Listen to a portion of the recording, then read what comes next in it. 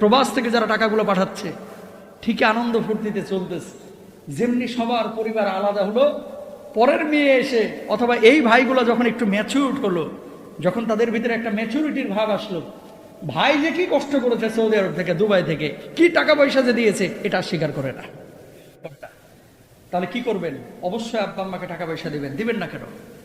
30,000 দিয়েছেন, আব্বাকে বলবেন যে আব্বা 15,000 টাকা আপনি আমার জন্য একটু রাইখা দেন, অথবা আমার পক্ষ থেকে আপনি জমি কিনেন, আপনার নামে থাকুক, ওসিয়ত করে যায়।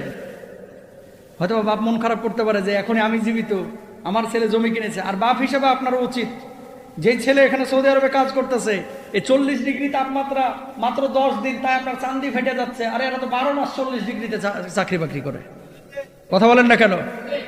এত কষ্ট করে যে ছেলেটা টাকা কামাচ্ছে, কেন আপনি সব টাকা দিয়ে জমি কিনা এই জমির ভিতরে আবার ফাঁক ফোকর রাখতেছেন? যেই ছেলে কাজ করবে এরা জমি আপনার